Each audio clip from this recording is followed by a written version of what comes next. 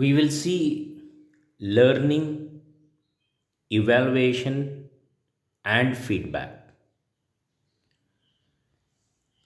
Teaching would be worthless and meaningless if learning is not produced.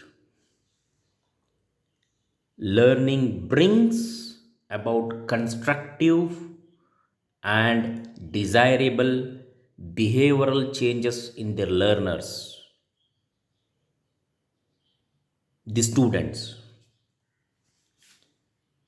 Gary and Kingsley defined learning as a process by which behavior is originated or changes through practice and teaching. Evaluation. Our main aim of teaching process is to enable the pupil, the student, to achieve intended learning outcomes. Evaluation helps in preparing instructional objectives such as what type of knowledge and understanding the student should develop, what skill the students should display, and what attitude they should develop. Evaluation helps in the curriculum development. Evaluation data useful for the guidance and counseling of the student. Classroom instructions. Placement evaluation. This is mainly designed to place the right person in the right place. Formative evaluation to monitor the learning process. Diagnostic evaluation to solve the learning difficulties. Summative evaluation, here the grades are assigned to the students, assigning grades to the students, which helps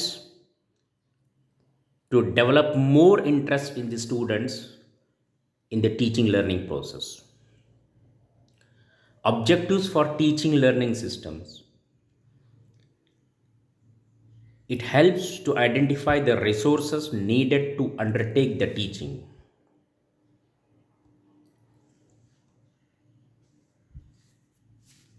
ಕಲಿಕಾ ಬೋಧನಾ ವ್ಯವಸ್ಥೆಗಾಗಿ ಆಗಮನಾಂಗ inputs for the teaching learning system.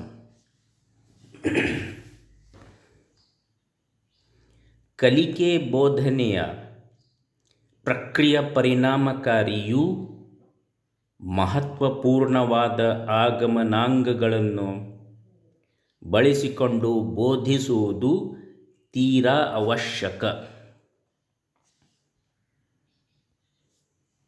ಶಿಕ್ಷಕ teacher.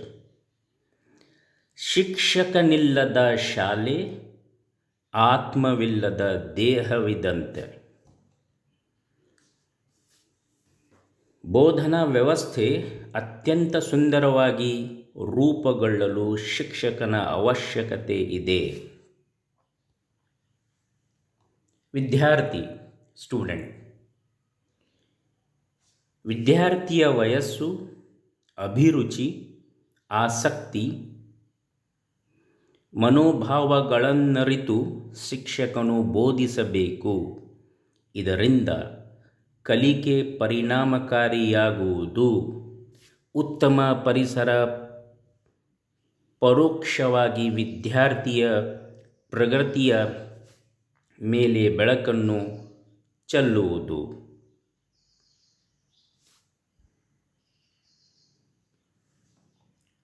ಪಠ್ಯವಸ್ತು ಕ್ಯೂರಿಕುಲಮ್.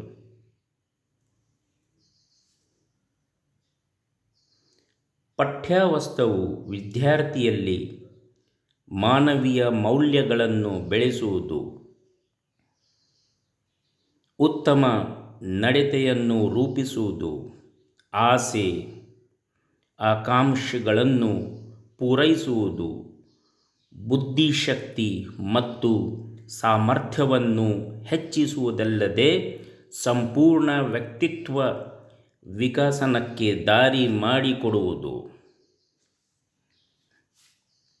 ಬೋಧನಾ ಉದ್ದೇಶಗಳು ಏನೇನಿದೆ? Instructional objectives.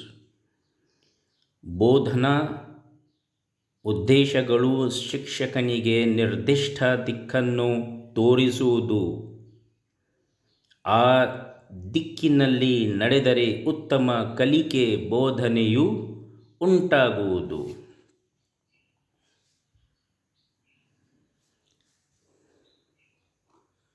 ಬೋಧನಾ ವಿಧಾನ, methods are method of teaching.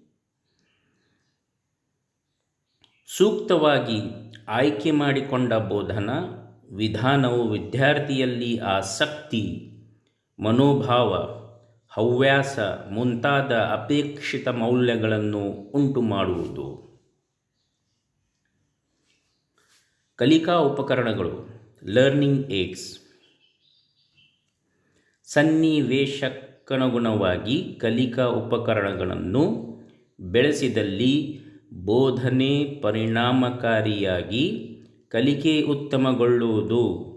ವಿದ್ಯಾರ್ಥಿಗಳು ಕಲಿಕಾ ಚಟುವಟಿಕೆಯಲ್ಲಿ ಉತ್ಸಾಹದಿಂದ ಪಾಲ್ಗೊಳ್ಳುವರು.